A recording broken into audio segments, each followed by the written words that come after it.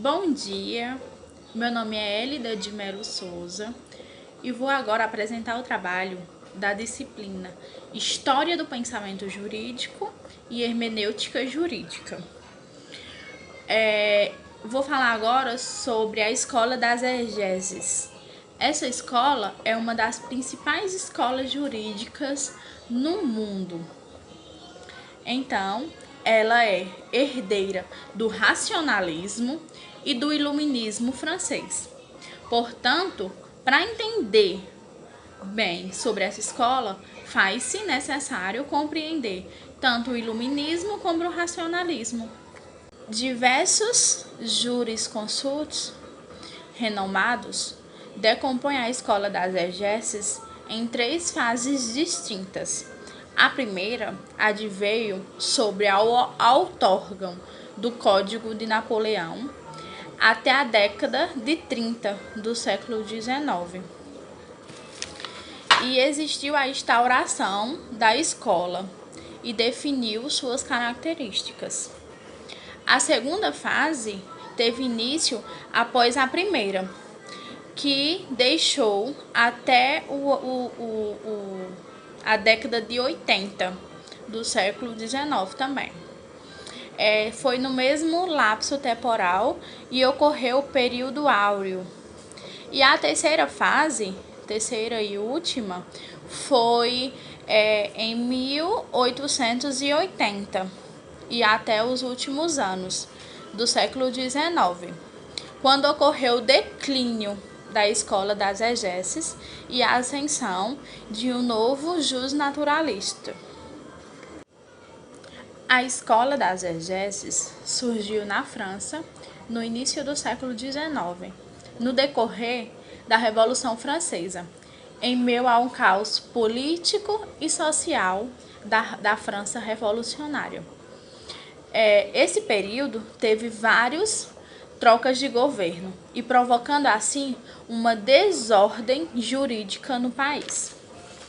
Entretanto, com a ascensão de Napoleão Bonaparte, a burguesia favoreceu uma criação de um novo Código Civil, que consolidava suas conquistas e trouxe mais segurança para o ordenamento jurídico francês.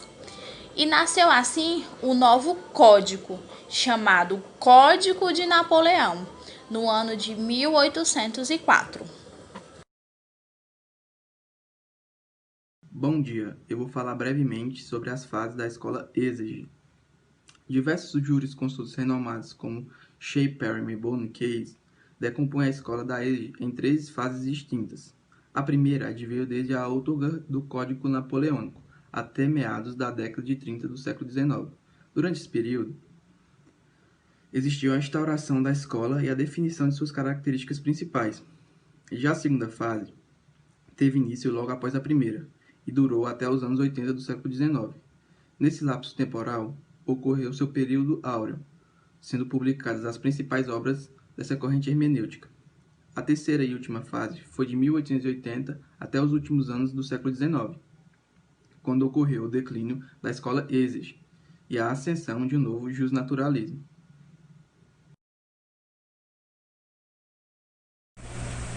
A escola da exégese encontra fortes bases postuladas à pré-definição do racionalismo, enquanto elemento da fundamentação, cuja utilização parte principalmente do contexto da influência redundante, atuação do iluminismo sobre o contexto do território francês, pós-revolução. Para os integrantes constituintes do movimento pertinente à escola da exégese, o Código Civil determina-se como fruto da razão, e por tal motivo, o Codex teria de possuir as mesmas características do Código francês, instruindo-se a ser universal, rígido e atemporal. Por consequência de tal, as razões históricas inertes à adoção da teoria da plenitude lógica do direito pela escola da exégese remontam às concepções iluministas, ainda presentes sob o ideário do pensamento ocidental. As principais características da escola da exégese eram a inversão das relações tradicionais entre o direito natural e o direito positivo, a onipotência do legislador a interpretação da lei fundada na intenção do legislador, o culto ao texto da lei e o respeito pelo princípio da autoridade. Outro importante pilar dessa escola era o destaque dado à vontade do legislador. De acordo com Norberto Bobbio, o princípio da autoridade possui estreitas relações com essa característica da escola da exégese. Bom dia, vou falar um pouco da aplicação dos valores da escola exegética dentro do direito. Bom, em relação a isso, a escola exegética utilizava-se da concepção silogística, que a partir de uma premissa maior, relacionava-se a uma premissa menor e chegaria a uma conclusão, utilizando-se a lógica, baseado no silogismo aristotélico e também nas ideias de Montesquieu, cujo direito teria 3 elementos básicos, que seriam o fato, a norma e a sentença. Nesse caso aqui, a sentença era vista como a conclusão desse silogismo, né? A escola exegética obteve caráter pioneiro no que discerne a divulgação do positivismo jurídico, o princípio da onipotência do legislador. É muito importante frisar a importância dos integrantes dessa escola exegética e dos primeiros intérpretes do Código Napoleônico, na divulgação do positivismo jurídico francês. Esta escola foi a principal difusora da corrente jurídico-filosófica positivista na França pós-revolucionária. Ao fim do século XIX, entretanto, a escola exegética entra em declínio, no meio acadêmico, sofrendo severas críticas a muitos de seus princípios, por exemplo, como a valoração exacerbada da vontade do legislador, da interpretação seca dos textos e também de querer impor normas universais e rígidas em todo um lugar, Era difícil fazer isso. Então, passou a sofrer severas críticas por conta dessa valoração exagerada, que gerou até um fato chamado revolta dos fatos contra o direito, esse apego excessivo dado à vontade do legislador, a visão de que o Estado também era a única fonte do direito, foi também uma das razões. Por quê? Porque isso fez com que a escola exegética ela desprezasse as demais fontes do direito, como os costumes, a doutrina, a jurisprudência. Essas questões foram cruciais para a decadência e o surgimento de novas correntes filosóficas, justnaturalistas. Contudo, é válido afirmar que se tratou de corrente importantíssima, dela também, podendo dizer que deu-se origem também ao princípio da legalidade. Por quê? Porque ela focava muito na lei, no significado da lei, de que a lei era a única fonte de validade do direito, de que não poderiam existir outras maneiras de interpretar senão a lei, A escola exegética não admitia lacunas nas normatizações. Então, apesar dessa visão rígida de ter essa supervaloração com a lei e com a vontade do legislador, não admitindo as demais fontes jurídicas, ela foi muito importante sim, Porque juntamente com o Código Napoleônico, a escola exegética elas representaram um grande avanço para a ciência do direito, Satisfizeram os anseios de ordem e segurança jurídica na época, que tornou-se um caos, Antes da Revolução e após a Revolução foi difícil contornar, e não foi importante somente para a burguesia francesa, mas foi de suma importância para o povo francês como um todo. É isso.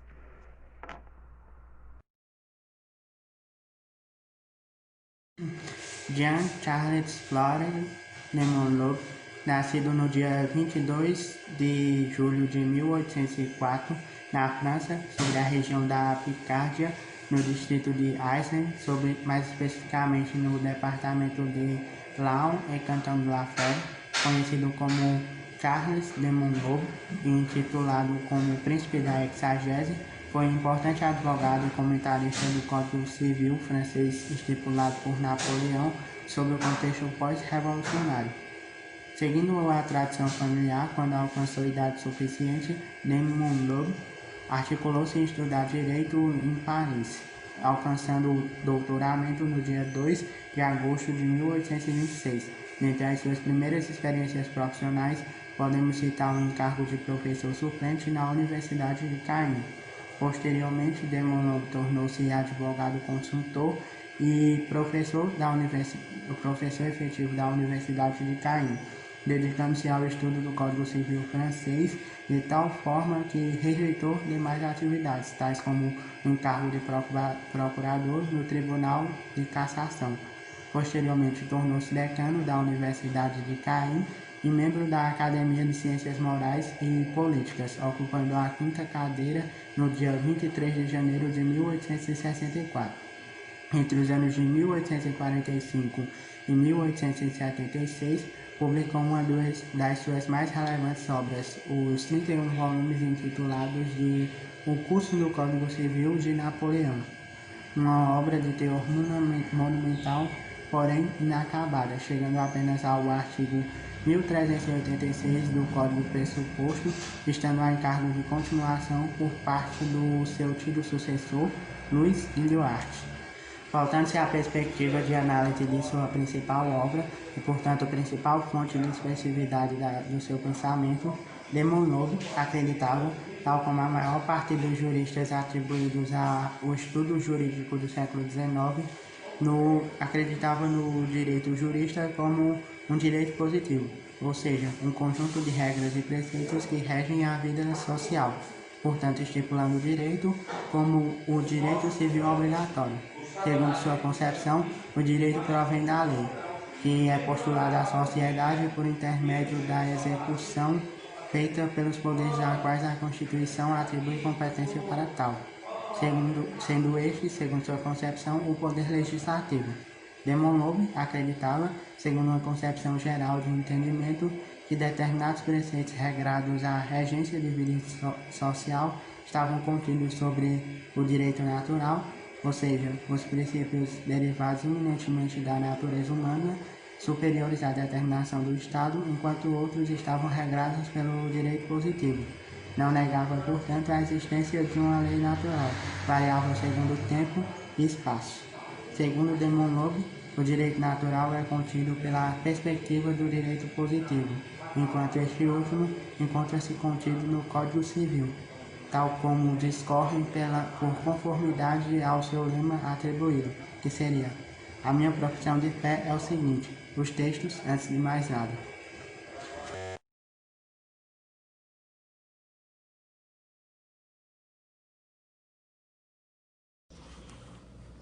Bom dia, meu nome é Modo Stress e eu fiquei com a escola da exegese no trabalho de Cristão. Eu vou falar um pouco sobre o declínio dessa escola. O declínio da escola da exegese ocorreu pela ineficiência do seu processo interpretativo. A letra da lei já não era mais suficiente para aquela época. O sistema era fechado e restrito ao código francês, o que o tornava extremamente engessado.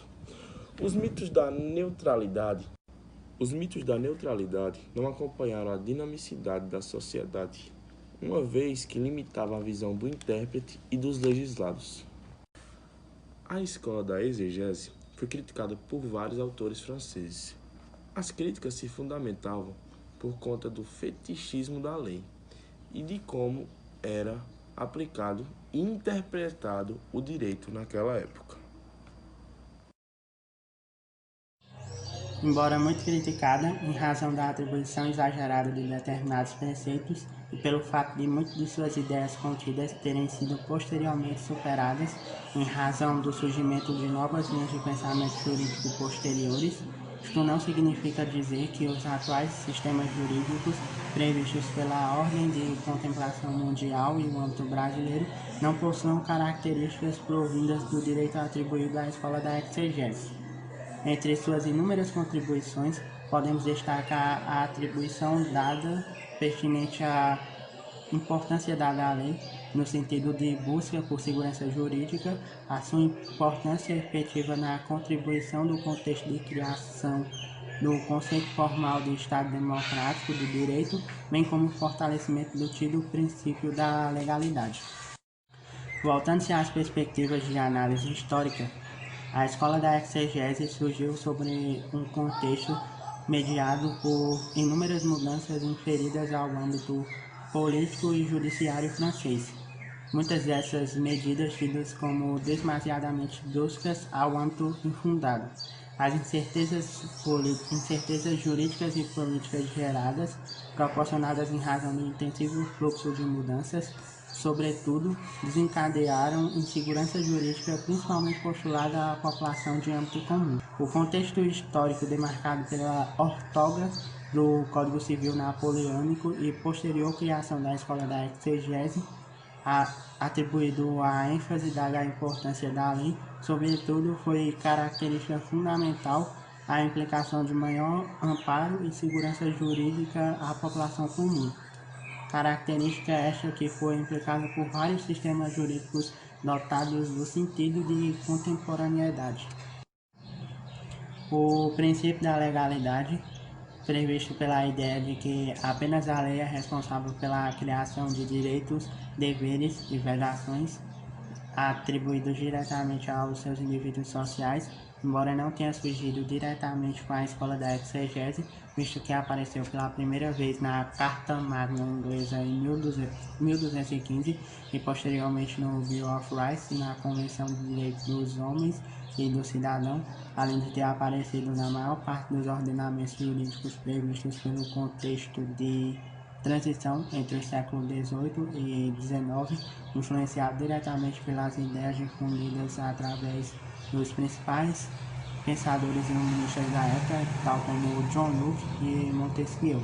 Nesse sentido, embora não corrobore diretamente a fundamentação e o aperfeiçoamento de tal princípio, a escola da exegese foi fundamental ao seu fortalecimento. Fato este previsto pela sobreposição da lei em relação à vontade, idolatrando-a e conferindo-a pelo sentido de controle do poder, delinear a hereditariedade da conjunção dos princípios de legalidade e supremacia da lei, que em parte influenciaram diretamente os futuros ordenamentos jurídicos sugeridos. Sobre o contexto de formulação do conceito formal de Estado Democrático do Direito, mesmo tendo se constituído formalmente a partir de meados da primeira metade do século XXI, este possui suas raízes denotadas de períodos anteriores ao descrito. Uma das suas principais raízes encontradas encontra-se premeditada pela aproximação entre o princípio de segurança jurídica e as demais ideias postuladas pelo sentido do movimento jurídico atribuído à escola da exegese, que estipulou-se pela designação de importância dada à lei, estando os demais componentes atribuídos ao estudo jurídico submissos à concepção legislativa, e a estes últimos, adjuntos do princípio da legalidade, sobrepõe a importância da lei pertinente ao âmbito do ordenamento jurídico, onde mesmo não constando-se como sujeito fundamental da criação do conceito formal do Estado Democrático do Direito, a escola da exegese forneceu apoio e suporte direto à sua fundamentação posterior. Outra importante contribuição infundada a importância no Código Civil Napoleônico e, por conseguinte, as disposições inferidas pelo pensamento jurídico atribuído à escola da exegese, encontra-se regrada pela regência do artigo 4 do Código Civil Napoleônico, que dita explicitamente: o juiz que se recusar a julgar sob o risco de silêncio, obscuridade ou insuficiência da lei, torna-se passível de ser processado sob a acusação de denegação da justiça. Sobre o preceito sugerido, encontramos uma importante máxima atribuída à resolução do direito brasileiro. A tal dita impossibilidade do juiz eximir-se de julgar um caso pela alegação de insuficiência da lei, tal como exemplificado pelo artigo 126 no Código de Processo Civil. Sobre a presente perspectiva, portanto, é válido destacar o Código Civil Napoleônico como um dos pioneiros da efetivação de importância a tal princípio, e, por conseguinte, a escola da exegese enquanto uma das principais efetivadoras de tal importância, visto que foi uma das suas primeiras escolas de pensamento jurídico atribuídas à interpretação do Código Civil Napoleônico e, por conseguinte, uma das principais divulgadoras das ideias estipuladas por tal códex.